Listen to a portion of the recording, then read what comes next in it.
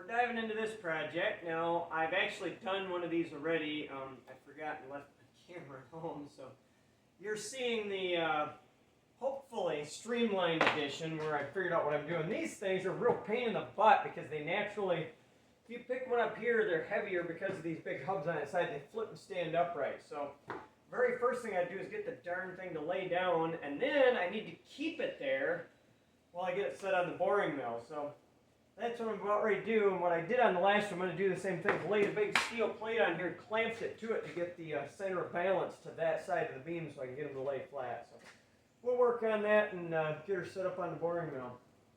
Alright. Took a little more to get that dug out than I thought. Anyway, there it is. Yeah.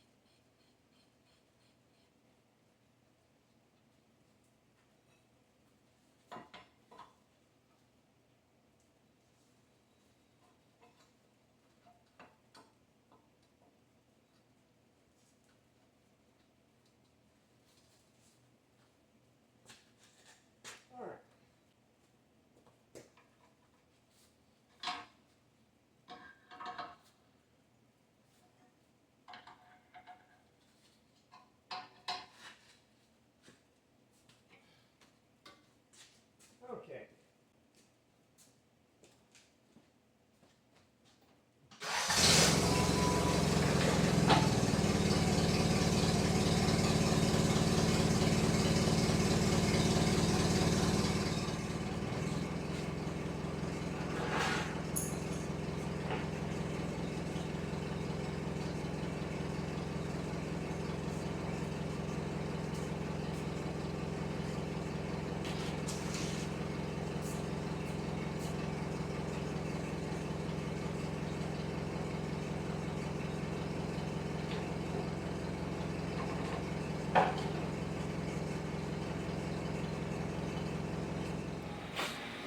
Alright, I got things rearranged here, so this is the one that I have done already.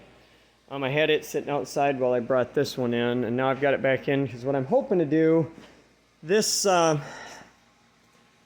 just for some frame of reference, what I did on the last one, you'll see it, but I come in and just straight off the spindle bore this hole. It's close, I can handle it.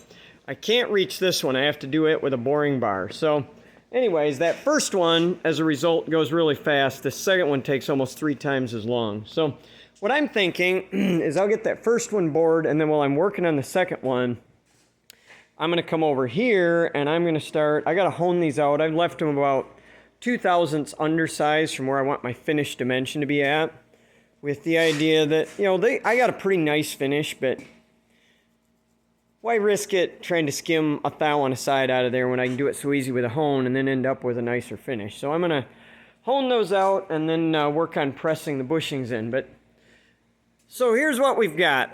I start off with these, what are these, 246 blocks. Set up on the table. I've measured from the edge of the table over to them and got those perfectly square to the table before I ever even set this thing on here. Now, I realize this beam is, you know, a little crusty looking. I've scraped it down to make sure there's no big nasty crusties on it. And so I'm sitting on some parallels on each end slammed up against these. So what that's doing, we don't really care if we're level or, you know, square this way because we're centering up on something that's round. But what I do care about is that we are square to the table this way so that I bore this at a true 90. Now, I don't have much of anything that I can go off from to verify where true 90 is, because what I want to be true 92 is these 2 axle stubs, and I don't have anything to go off from. They don't stick through far enough, you know, like get a measurement here and a measurement here. And it's a big, crude piece of farm equipment. It doesn't really care that much. And then on top of that, I can guarantee you that the way this thing was built is they stuck a big boss through a hole in here and welded it in with a big jig. And it's entirely possible, not possible, probable, that these axle stubs are out of square to each other by, I wouldn't be shocked if it was up to 30 thousandths, out at square to the beam, all of that kind of stuff. So me truing up to the beam, I can assure you, is as good as any of the original jigging work would have been. This kind of stuff on farm machinery, I would be shocked if they finished board those bosses afterwards. Most of the time what I discover on new equipment when I get near it is that they take that, machine it enough oversize, so when they weld it and it shrinks, it's still got slop in it and they just slam a pin through it. So anyways, what I'm going to do now is get set up same way I did last time, where I put my precision level. There's enough of a ledge from that boss in there and one here. I clean up the tops, put a steel bar across, set a precision level on it, and then level this thing using my level, and then that ends up, gets clamped down, and that's where it sits. And then I just come up here with my coaxial indicator, sweep the outside of this boss, zero out on it, and start boring. So that's what you're about to see happening.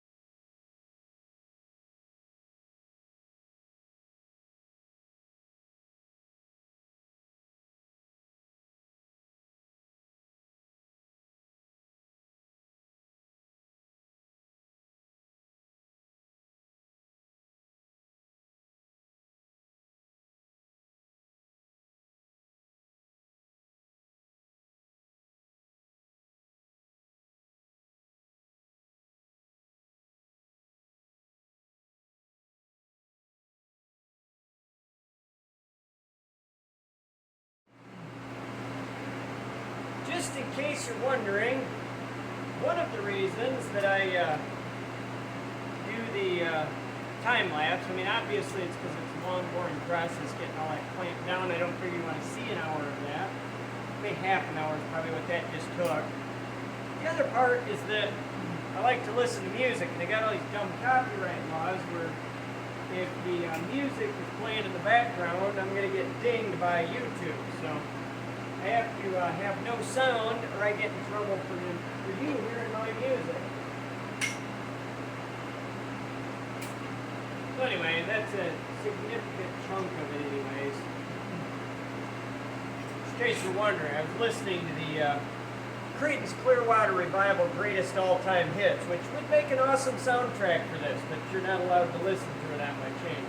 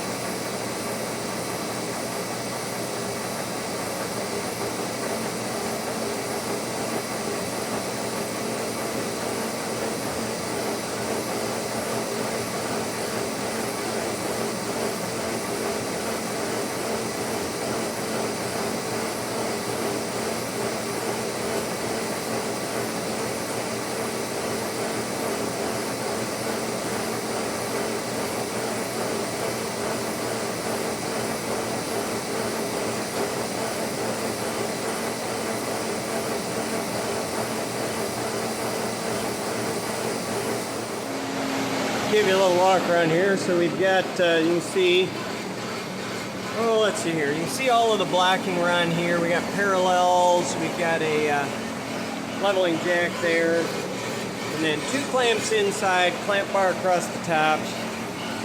And we're taking a pretty healthy cut.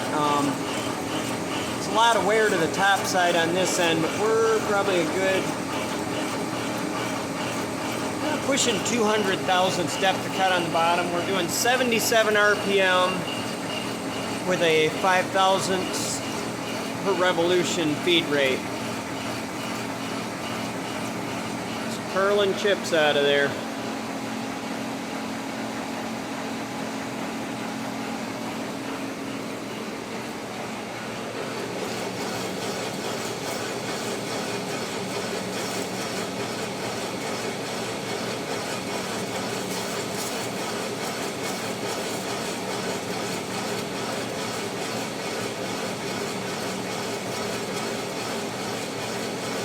It'll take it about 10 minutes to cut all the way through that bore at the current feed rate. And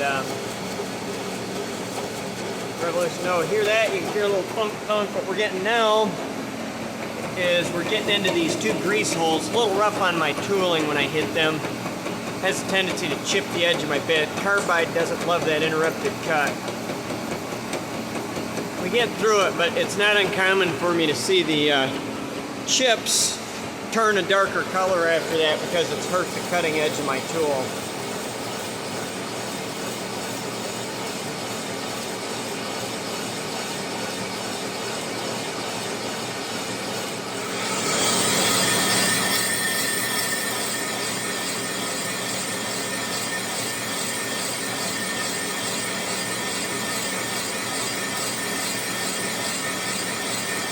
Notice the chips are all pretty good blue color now, and when I first started, they were all just dead silver. That's what I was talking about with that grease fittings hurting the edge of my tool. I'm sure I'll have to sharpen it after this pass.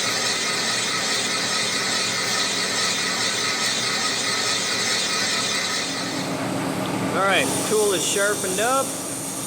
We're going to try taking 100 thou on a side, see how she likes it. Still at 77 RPM and 5 thousandths per revolution feed rate.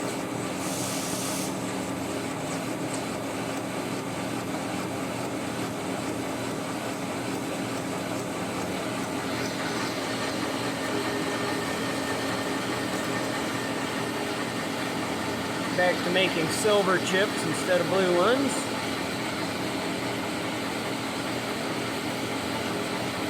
Cutting like a dream. We'll just have to see what it does when it gets to those grease passages again.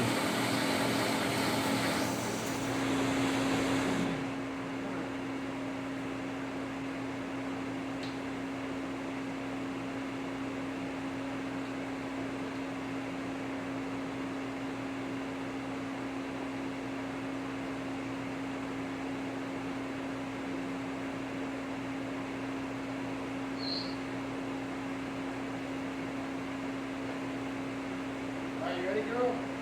Thank you, Andrew. See ya.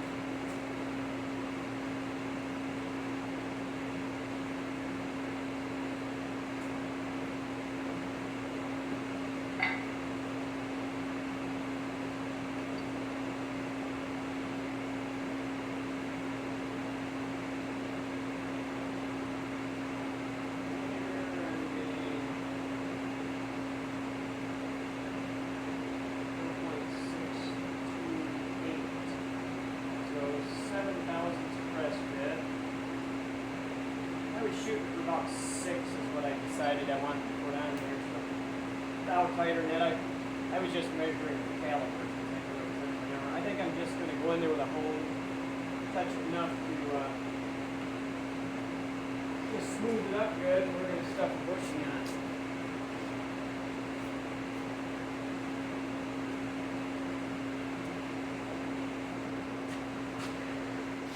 Alright, we are all set up now with an outboard bearing. We've got it set up the way we want it with angle plates here so we have more space to come through. Last time I was using these over here and you had to be super careful you didn't crash into them. We didn't, but I don't want to. So we're getting ready to set up a tool in that tool hole and go to it. Alright, we're really pushing the boundaries here. Getting some pretty ugly harmonics, but so far so good. Walking that. We're going to have to pull the plug.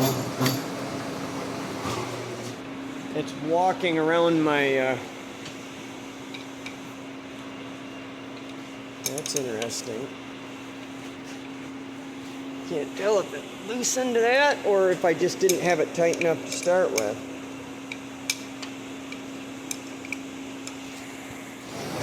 Alright, we got all our fixturing tightened up, backed off the depth of cut. Now we got rid of the chatter and it's back to behaving itself. It had loosened up both of these hold downs just from the harmonics. So, them get harmonics going, it's a killer. So we're whittling our way through here. 50 thou on a side on a pass. That's about it. You push it any more than that, chatter gets out of control. So, but we're making progress. Wiggles over here. He's got himself a crack team to help him cut and polish rocks. A friend of ours, Casey's in town. Anyways, I'm busy carving away on it, and then over here I just got done honing both of these bores and getting the grease passages opened up. Get ready to press some bushings in. So this is our final roughing pass. Getting fairly close to our finished dimensions, so we backed off to 30 thousandths on a side. Then I got one bushing stomped in the hole. I'm getting ready to set up to shove those two in. So I'll let the video camera run and show you some of that process.